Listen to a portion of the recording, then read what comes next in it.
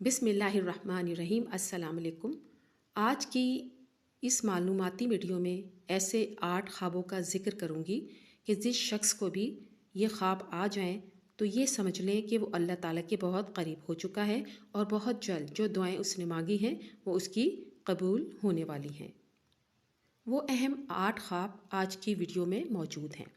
رسول اللہ صلی اللہ علیہ وآلہ وسلم نے ارشاد فرمایا، میرے بعد نبوت میں کوئی چیز باقی نہیں رہے گی سوائے مبشرات کے۔ لوگوں نے کہا، یا رسول اللہ صلی اللہ علیہ وآلہ وسلم، مبشرات کیا ہیں؟ آپ نے فرمایا، نیک خواب جسے آدمی دیکھتا ہے یا اسے دکھایا جاتا ہے۔ بات حدیث میں موجود ہیں، صالح مومنین کو قرب قیامت میں بھی سچے خواب نظر آئیں گے۔ صحیح بخاری کی ایک حدیث کے مطابق آپ صلی اللہ علیہ وآلہ وسلم نے ارشاد فرمایا، جب قیامت کا وقت نزدیک آ جائے گا تو نیک مومن کا خواب جھوٹا ہرگز بھی نہ ہوگا۔ اللہ تعالیٰ جب اپنے بندوں کے لیے کوئی بھی فیصلہ فرماتے ہیں تو وہ بہترین وقت کا منتخب کرتے ہیں، کیونکہ وہ سب جانتا ہے جو ہم نہیں جانتے۔ خواب نبوت کا 46واں حصہ ہوتا ہے جو اللہ بندے کو اپنے قریب کر لیتا ہے۔ اللہ تعالیٰ خوابوں کے ذریعے بندے کو اپنے نزدیک کرتا ہے اور اسے تسلی دیتا ہے، اس کے دل کو اطمینان بخشا ہے۔ سب سے خوبصورت وقت وہ ہوتا ہے جو آپ کا اپنے رب کے ساتھ گزرے۔ اللہ تعالیٰ نے انسان کو قرآن پاک میں بہت خوبصورت تسلی دی ہے کہ اللہ کے سوا نہ تو تمہارا کوئی دوست ہے اور نہ کوئی تمہارا مددگار، اور تمہارا تعلق اللہ تعالیٰ سے ایسا ہونا چاہیے کہ اللہ تعالیٰ سے مانگتے ہوئے کوئی ہچکچاہٹ، کوئی پریشانی موجود ہرگز بھی نہ ہو۔ اللہ تعالیٰ کی بارگاہ میں ہمارا کوئی بھی عمل ہو، چاہے وہ تھوڑا سا عمل ہو، ہرگز بھی ضائع نہیں ہوتا۔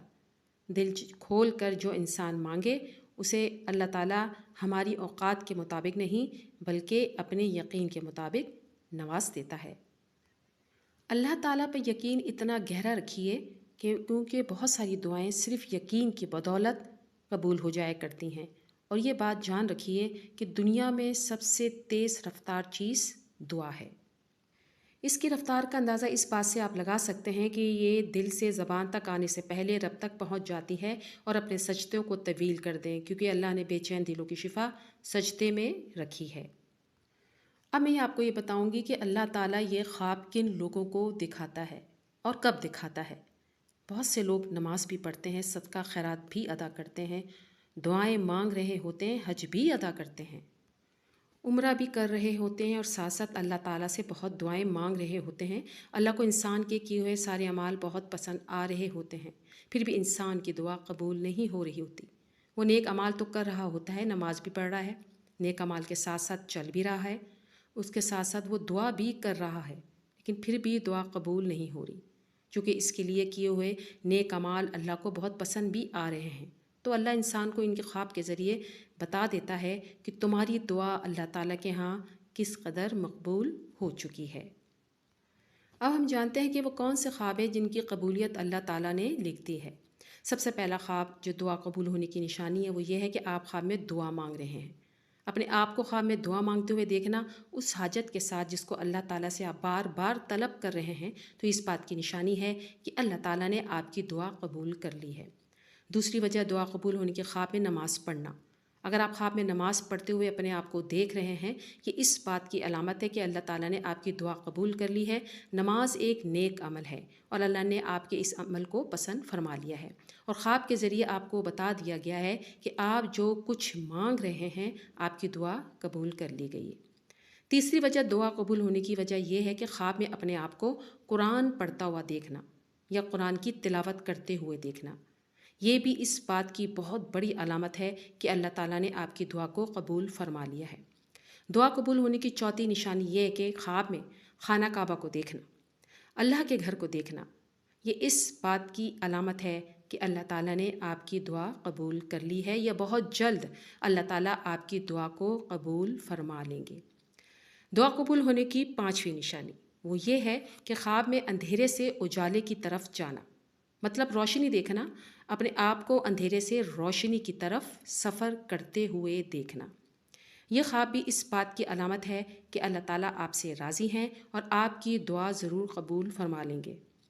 ख्वाब में हरियाली देखना, बागात देखना, ये दुआ कबूल होने की छठी निशानी है कि अल्लाह ताला आपकी दुआ को कबूल फरमा लेंगे, क्योंकि आपको पता है कि हरियाली खुशहाली की अलामत होती है और आपने ख्वाब में हरियाली और खुशहाली देखी है। तो अल्लाह ताला ने आपको ख्वाब के ज़रिए बता दिया है कि बहुत जल्द तुम्हारी दुआएं कबूल हो जाएंगी।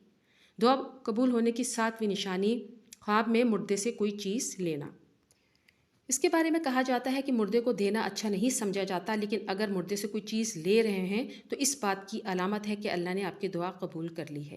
दुआ कबूल होने की 8वीं निशानी ये है कि जब आप ये देखें कि आप पहाड़ से नीचे उतर रहे हैं, चूँकि पहाड़ को आमतौर पर यह कहा जाता है कि मुश्किलात की अलामत है, लेकिन चूँकि आप ख्वाब में देख रहे हैं कि आप पहाड़ से नीचे उतर रहे हैं तो इस बात की निशानी है कि आपकी परेशानी बहुत जल्द ख़त्म होने वाली है, क्योंकि आप मुश्किल जगह से यानी पहाड़ से नीचे की तरफ जा रहे हैं।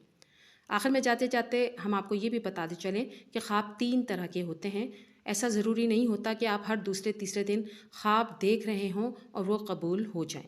एक ख्वाब अल्लाह ताला की तरफ से, दूसरा ख्वाब शैतान की तरफ से, तीसरा आपकी सोच और आपके ख्याल के मुताबिक, जो आप पूरे दिन सोचते रहते हैं, ख्याल करते रहते हैं और वो आपको ख्वाब में आ जाता है। कुछ ख्वाब ऐसे भी होते हैं जो हम बार बार देखते हैं। इसका मतलब ये है कि अल्लाह ताला इस ख्वाब के ज़रिए आपको कुछ बताना चाह रहे हैं और वो ख्वाब हमेशा सच्चे होते हैं।